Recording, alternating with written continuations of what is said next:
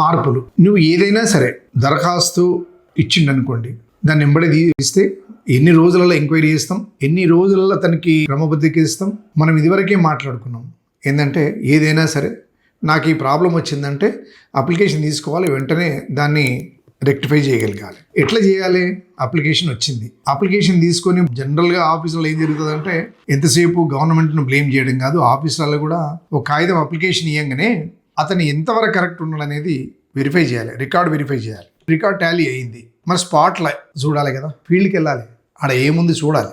తర్వాత కొంత ఆపర్చునిటీ ఇవ్వాలి ఆయనకు, నువ్వు చేస్తున్నది కరెక్ట్ అని. ఆఫీసర్లకు కొంత టైం ఇవ్వాలి, ఎంక్వైరీ చేసిన తర్వాత దాన్ని ఏముంది అనేది అది ఇవ్వాలి. అతన్ని పిలిపించి ఇవన్నీ కరెక్ట్ ఉన్నట్టయితే అతనికి ఒక లెటర్ ద్వారా ఏం చేయాలంటే, నువ్వు ఇచ్చిన దరఖాస్తులో ఈ తప్పులు ఉన్నాయి, ఈ మిస్టేక్స్ ఉన్నాయి కాబట్టి నువ్వు మరో దరఖాస్తు పెట్టమని చెప్పి అతనికి ఆ రకంగా అడ్వైజ్ చేయాలి. లేకపోతే మనం స్పాట్లో ఏం చూసినామో అది మనం అతనికి ఆదేశాలు ఇవ్వాల్సి వస్తుంది. ఆదేశాలు ఏమని ఇస్తావు? నువ్వు ఇచ్చిన దరఖాస్తులో తిరస్కరిస్తున్నాను లేకపోతే ఆమోదిస్తున్నాను అని చెప్పి అతనికి ఒక ప్రొసీడింగ్ ఇవ్వాలి. అట్లయితేనే అతను సాటిస్ఫై అవుతాడు. మనం అధికారులు సీట్లో కూర్చున్నా మనం ఏమైనా మాట్లాడుకోవచ్చు. అక్కడ న్యాయం జరగలేదు, నేను అప్లికేషన్ ఇచ్చినా, నేను స్పాట్ మీద 2 ఎకరాల 19 ఉంది, నా పాణిలో 19 ఉన్నది, స్పాట్లో 19 ఉంది, కానీ మా తహసీల్దార్ గారు ఎంక్వైరీ చేయించి 2 ఎకరాల 19 లేదు, 2 ఎకరాల 1 గుంటనే ఉంది అంటుండు, మనకు 18 గుంటలు కావాలి ఎట్లా అని చెప్పి ఆయనకు అనుమానం వచ్చిందనుకో, రిజెక్ట్ చేసిన అప్లికేషన్ తీసుకొని ఆర్డీఓ దగ్గరికి పోతాడు. ఆర్డీఓ దగ్గరికి పోతే ఆయన కూడా అదే ఇచ్చిండే అనుకో, లేదా ఎంఆర్ఓ ఇచ్చింది కరెక్ట్ లేదన్నప్పుడు అప్పుడు దాన్ని కూడా క్రమబద్ధించాలంటే ఇంకా ఆ పై కలెక్టర్ దగ్గరికి పోవాలి. కలెక్టర్ దగ్గరికి పోయి ఇప్పుడు ఈ 2 రకాల గ్రౌండ్ లెవెల్ ఎంక్వైరీ అయిన తర్వాత ఇంకేముంటుంది అని చెప్పి ఆయన ఇచ్చిండు అనుకో, అదే అప్పుడు ట్రిబ్యునల్ పోవాలి. ఆ ఆప్షన్ ఇందులో పెట్టిండు. దేంట్లో? Bhubharati. There is the greatness of Bhubharati. ప్రతి దానికి టైం ఫ్రేమ్ ఫిక్స్ చేస్తున్నాడు. ఇంకా ముందు ఇంకా 4-5 ఉన్నాయి. అన్నిటికీ టైం ఫ్రేమ్ అనేది ఒక అద్భుతమైన ఆప్షన్. అది ఆఫీసర్ల మీద దీని బాధ్యత ఎక్కువ ఉంటుంది కాబట్టి భయంతో చేస్తాడు, టైం అయిపోయింది. అయితే ఏదైనా సరే అతని అప్లికేషన్ భూభారతి ప్రకారంగా దాంట్లో ఇచ్చినటువంటి ఆప్షన్ ప్రకారంగా ప్రాసెస్ ఏదైనా సరే 1 yearలో కంప్లీట్ కావాలనేది భూభారతి చెప్తాం. అది చాలా మంచి నిర్ణయంగానే మనము తీసుకుందాం. తర్వాత భూభారతిలో మరొక అంశం ఏంటంటే మ్యుటేషన్స్ అంటే అమ్మకాలు, గిఫ్ట్ ఇచ్చినాయి, గిరివి పెట్టుకున్నాయి, తర్వాత భూమి బదలాయించుకున్నాయి అంటే ఎక్స్చేంజ్, తర్వాత అన్నదమ్ముల మధ్యలో బాగా పరిష్కారాలు ఉంటారు అంటే పార్టీషన్స్, ఇవన్నీ ఉన్నాయి. ఇది ఒక చాలా ఇంపార్టెంట్ చాప్టర్. ఇది అన్నిటికీ ఆన్లైన్ దరఖాస్తేనబ్బా, నువ్వు ఈ పక్క కూర్చొని అప్లికేషన్ రాసుకొని వస్తే అట్లా కుదరదు.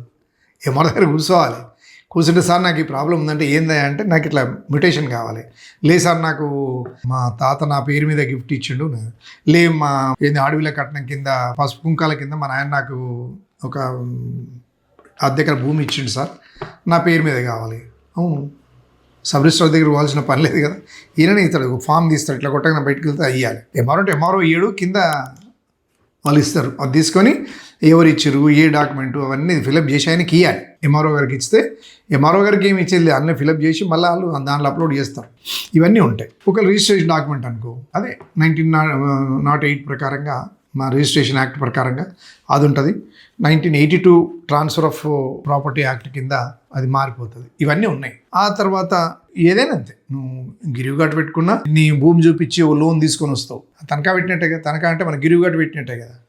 ఇప్పుడు మరో దుకాణంలో పోతాము, మనకి 10 రోజుల బంగారం ఇచ్చేసి 10,000 తెచ్చుకుంటాం, అది గిరివి పెట్టినట్టే కదా. నువ్వు ఆ పైసలు కడితే అది ఇస్తే లేకపోతే పోతుంది.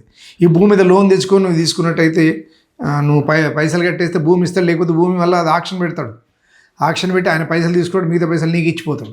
ఈ విషయం తెలుసు అనుకుంటా మీకు అందరికీ. ఒక 100 ఎకరాలు రిలేటెడ్ ఒకటి ఉదాహరణ చెప్తాను మీకు. కొంతమంది ఏం చేస్తారు తెలుసా, 50 ఎకరాలు చూపిస్తారు పట్టా ఉన్నట్టుగా, చూపించి దాని మీద 500 కోట్లు అప్పు తీసుకుంటాడు. తీసుకున్న రోజు నుంచి మొదలు పెడితే ఎట్లా ముంచాలి, అట్లా చాలా ఉన్నాయి. చాలామంది ఉన్నారు, వాళ్ళు ఈజీగా బయటపడతారు. ఎందుకంటే సాధారణ పౌరులకు ₹1,00,000 ఏం తీసుకుంటే ఏడాది తర్వాత రెవెన్యూ యాక్ట్ కింద వచ్చి పకాడ పీకుతారు, మన ఇంటికుంటే గుమ్మం బట్టి పీకుతారు.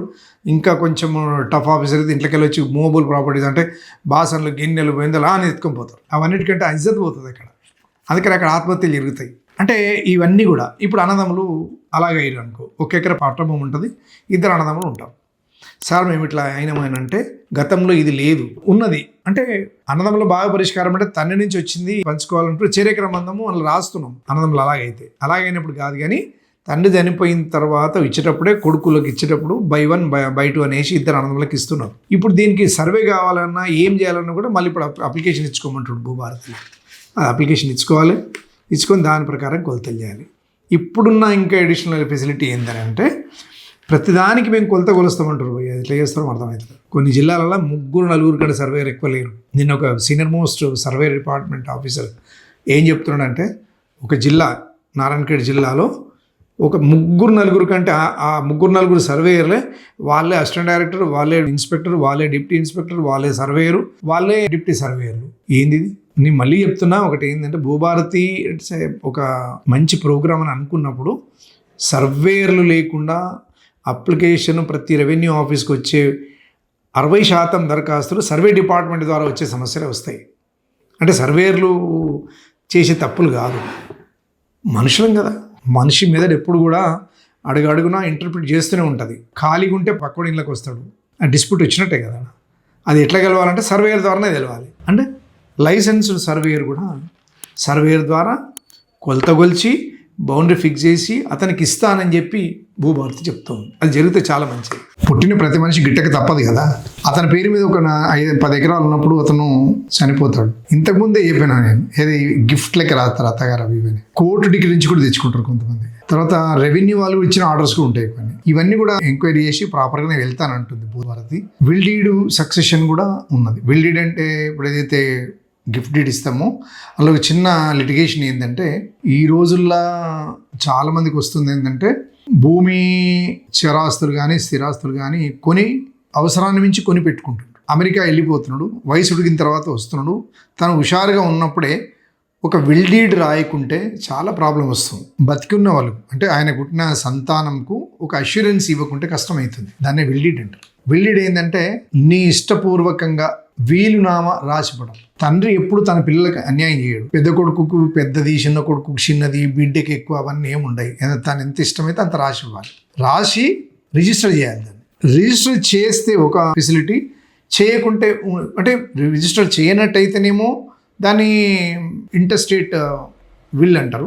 ఒకవేళ ఇది రాసి ఇచ్చినట్టయితే టెస్టమెంటరీ ఇది ఉంటుంది. అంటే ఆయన సక్సెసర్స్కు ఆయన మంచి రాసి రిజిస్టర్ చేసినట్టయితే పిల్లలు హ్యాపీగా పంచుకుంటారు. లేకపోతే అది చాలా ఇబ్బందులు ఎదురవుతాయి. దానివల్ల ఆ స్పష్టతను బట్టి అది తీసుకొని వచ్చి చనిపోయిన తండ్రి మీద ఉన్న ఆస్తులు పిల్లల పేరు మీకు వాళ్ళు ట్రాన్స్ఫర్ చేసుకునే ఆస్కారం ఉంటుంది. ఇక చనిపోయిన తర్వాత సక్సెషన్ అంటారు.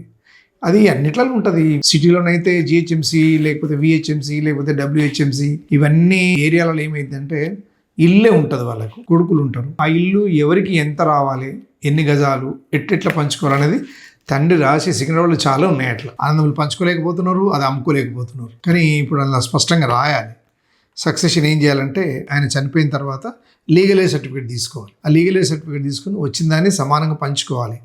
డిస్ప్యూట్ లేదంటే ఓకే, ఉన్నదంటే మాత్రం నోటీస్ ఇవ్వాలి. ఆయన అందరికి మొత్తం వెరిఫై చేసి మీకు ఎవరెవరికి ఏమేమి అభ్యంతరాలను చెప్పంటే వాళ్ళందరిని పిలిపించి ఎంక్వైరీ చేసి తర్వాత ఆర్డర్ ఇవ్వాలి. ఈ పని ఎన్ని రోజుల్లో జరగాలి? 1 month లోపల జరిగిపోవాలి. లేకపోతే రెవెన్యూ ఆఫీషియల్స్ అయినా లేకపోతే జిహెచ్ఎంసీ ఆఫీషియల్స్ అయినా కన్సర్న్ ఆఫీసర్ను బాధ్యత చేస్తూ ఉంటుంది భూభారతి. అది చేస్తే బాగుంటుంది. దాన్ని కూడా మనము చేయొచ్చు. ఒకవేళ భూమి అయినట్టయితే ఖచ్చితంగా సక్సెషన్గా కూడా అంటే వారసులకు రావాల్సిన వాటాలలో తేడా ఉన్నట్టు కనుక ఎవరైనా భావిస్తే ఆర్డీఓ దగ్గరికి వెళ్ళిపోవాలి. ఆర్డీఓ న్యాయం చేయలేదు, కలెక్టర్ దగ్గరికి వెళ్ళిపోవాలి. అక్కడ న్యాయం జరగలేదు, ట్రిబ్యునల్కి వెళ్ళిపోవాలి. ఇవన్నీ ఉన్నాయి. ఈ ఆప్షన్స్ అన్నీ కూడా భూభారతులు ఇచ్చారు. కొన్నిసార్లు 6th పార్ట్లో ముసాయిదాలో ఉన్నటువంటి 6th పార్ట్లో ఏమన్నారంటే లోక్ అదాలత్ ఆర్డర్స్ కానీ, లేకపోతే రెవెన్యూ వాళ్ళు ఇచ్చిన ఆర్డర్స్ కానీ, లేకపోతే అసైన్మెంట్స్ కానీ, సీలింగ్ ల్యాండ్స్ కానీ, భూదాన్ ల్యాండ్స్ కానీ, పిఓటి ద్వారా వచ్చినటువంటి ల్యాండ్స్ కానీ, ఇవన్నీ ఏవైనా సరే తహసీల్దార్కి వెళ్తే ఆయన ఫార్మెట్ ఇస్తాడు. దాని ప్రకారం ఫిలప్ చేయాలి. నిర్ణీత దానికి టైం ఉంటుంది, ఆ ఫీజు ఉంటుంది, ఆ ఫీజు కట్టాలి. ఆ ఫీజు కనుక కట్టకపోయినా మీరు ప్రాపర్గా ఫామ్ ఫిలప్ చేయకపోయినా కూడా ఎంబడే తను పిలవాలి. ఫిలప్ చేసి కరెక్షన్ చేసి అతనికి సంజాయించాలి. ఈ తప్పు చేసినది, ఈ డాక్యుమెంట్స్ కావాలని అడగాలి. అవి పెట్టి ఒకవేళ కరెక్ట్గా అనిపిస్తున్నట్టయితే మళ్ళీ సేమ్ ప్రొసీజర్ వెళ్ళటము, ఎంక్వైరీ చేయటము, స్పాట్ ఎంక్వైరీ చేయటము, పంచనామా చేయటము, అవన్నీ అభ్యంతరాలను తీసుకోవడము, ఏది లేకుంటేనే అతని పేరు మీద చేసేయటం. అది ఇవన్నీ 30 రోజులు జరిగిపోవాలంటున్నారు. అది చేస్తారా లేకపోతే ఏం చేస్తారని తెలియదు. ఇప్పుడు ఆఫీసులో ఎట్లయితే తెలుసా, తప్పు జరిగితే దరఖాస్తుదారే బాధ్యుడు. అంటే ఆయన చేస్తే మాత్రము ఖచ్చితంగా "ఏ, నీదే తప్పు" అంటున్నాం. ఆఫీసులు చేస్తే అది కూడా ఆయనదే తప్పు అంటాం. కింద పడ్డ బలాదురే, పైన పడ్డ బలాదురే. ఆఫీషియల్స్ ఎప్పుడు కానీ ఏమైనా లెక్క అవుతుంది? అది కాదుగా. అందుకనే భూభారతి ఏం చేసిందో టైం ఫ్రేమ్ ఫిక్స్ చేసింది. 30 రోజుల్లో అయిపోవాలి పోయి, ఇదంతా నాకు కుదరదు అని చెప్పి బాధ. ఇకపోతే సెక్షన్ 6 అనేది యాక్చువల్గా యాక్ట్లో సాదా బైనామా, అన్రిజిస్టర్డ్ సేల్ డీడ్. ఇందులో 1980 కంటే ముందు, ఈవెన్ 90 కంటే ముందు కూడా ఊర్లో పెద్ద మనుషులు ఉండరు. కర్ణాలు కావచ్చు, లేకపోతే ఊరి పెత్తందాలు రెడ్లు కావచ్చు, లేకపోతే ఊర్లలో ఉండే ఇంకా ఎవరైనా మూతబరి కులాలు, వెల్మలు కావచ్చు తెలంగాణలో, అక్కడైతే కమ్మ వాళ్ళు, రాజులు, వీళ్ళందరూ ఊరికి పెద్దలు. లేకపోతే ఒక్కొక్క కులానికి ఒక్కొక్క హెడ్. ఈ నెత్తినొప్పి ఎందుకు ఈ పెద్దలను పిలిపించుకుని లంచం ఇచ్చి ఆయన రాయించుకునే దానికంటే ఆ ఊళ్ళోనే ఉండే కులం పెద్ద ఉంటాడు ఒక ఆయన, లేకపోతే బస్తీలో ఒక తెలిసిన ఆయన ఉంటాడు, లేకపోతే ఊళ్ళోనే తెలిసిన మన లాడకడు చదువుకున్న ఆయన ఉంటాడు. ఆయనతో కాగితాలు రాపించుకొని ఇగో నా పెద్ద బిడ్డ అవసరం, పెండ్లి అవసరం ఉంది కాబట్టి ఇక నేను చెరువు వెనుక పొలాన్ని ఒక 10 ఎకరాలు రాసేదా కాగితం మీద రాసుకోరు. అది రిజిస్టర్ చేస్తే బాగానే ఉంటుండే. అంటే మనుషుల మీద నమ్మకాలు అనేవి ఉండే ఆ రోజుల్లో. భూమి అనేది ఒక కమ్యూనిటీగా చూసిరు. ఇప్పుడేమో కమర్షియల్ అయింది. ఇంగ్లీష్ కవి ఒక ఆయన మంచి పుస్తకం రాశాడు, వించెస్టర్ అనుకుంటా. ఎంత మంచి మాట అంటాడంటే, నువ్వు ఒకసారి భూమిని కనుక ప్రేమగా చూసుకోవాలనుకుంటే దాన్ని పంటలు పండిస్తావు, లేదు దాన్ని కమర్షియల్గా వాడుకుంటే అంటే ముక్కలు ఖైమా చేసి ప్లాట్లు చేసి అమ్మేస్తావు. అంటే మనం ఎప్పుడైనా సరే భూమిని ఎంత గౌరవిస్తే అది మనల్ని గౌరవిస్తుంది. ఇది ప్రకృతి సంపద, అది దేశానికి సంబంధించిన సంపద.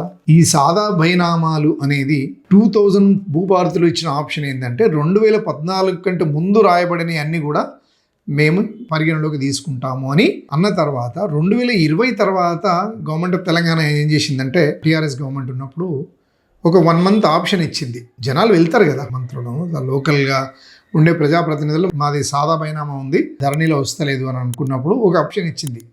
ఒక 1 మంత్ ఇచ్చిండు. మీ 1 మంత్లో బాగా ప్రచారం చేసింది గవర్నమెంట్కి, తప్పలేదు. అంటే మరి వీళ్ళ బాధ్యత ఏంటంటే, లోకల్గా ఉండే లీడర్లు, చిన్న గల్లీ లీడర్లు, బస్తీ లీడర్లు, వాళ్ళందరూ ఏం చేయాలంటే, నువ్వు అప్పుడు పెద్దమ్మ ఉన్నప్పుడు, నాయన ఉన్నప్పుడు కాగితం మీద రాసుకోరు కదా, అది ధరణికి ఎక్కలేదు, మరి అర్జెంటుగా అప్లికేషన్ పెట్టుకుని నేను చేపిస్తా అని ఒక చిన్న పైరవి కింద తీసుకొని, అటువంటి ఒక నెల రోజుల లోపల 9 లక్షల అప్లికేషన్లు వచ్చినాయి.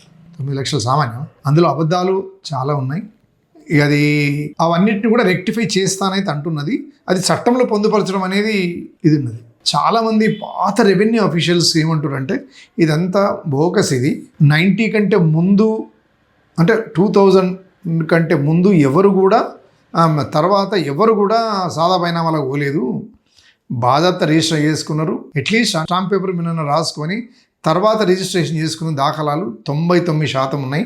ఇది ఈ 9 లక్షల అప్లికేషన్లు చాలా కల్పితాలు ఉన్నాయని పాత వాళ్ళు అంటున్నారు. అంటే మా బ్యాచ్ కంటే ముందు వాళ్ళు కూడా, నేను ఇప్పుడు రిటైర్ అయ్యి చాలా సంవత్సరాలు అయింది, అంతకంటే ముందున్న వాళ్ళ అభిప్రాయం కూడా అదే అన్నట్టు. మేము 2000 తర్వాత రిటైర్ అయినాం, 10 తర్వాత రిటైర్ అయినాం. అంతకంటే ముందు ఉన్నోళ్ళు వాళ్ళందరూ ఏమంటున్నారంటే, మత్సూదన్ అని, శ్రీనివాసరావు అని, తర్వాత ఇంకా వేరే సీనియర్ ఐఏఎస్ ఆఫీసర్స్ కూడా ఏమంటున్నారంటే, ఇది అంతకంటే ముందు తీసుకోవడం సరైంది కాదు. ఈవెన్ 2014 కంటే ముందు కూడా కరెక్ట్ కాదు. 2000 కంటే ముందు పెట్టుకున్నా బాగుంటుంది, అంతవరకైతే మనం యాక్సెప్ట్ చేయకూడదు, ఇందులో అబద్ధాలు చాలా ఉన్నాయని. అయినా కూడా వీళ్ళు ఈ 1 మంత్ ఏదైతే టీఆర్ఎస్ గవర్నమెంట్ ఏదైతే ఇచ్చిందో, ఆ వెసులుబాటులో 1 మంత్ లోపల కొన్ని అవి వచ్చినాయి, అవన్నీ కూడా రెగ్యులరైజ్ చేస్తూ ఉంటుంది. ఇక వాటికి కూడా ఆ సాదా బైనామాకు 12 ఏళ్ళు లైఫ్ ఉండాలి, నిజంగానే దాన్ని వెరిఫై చేయాలి.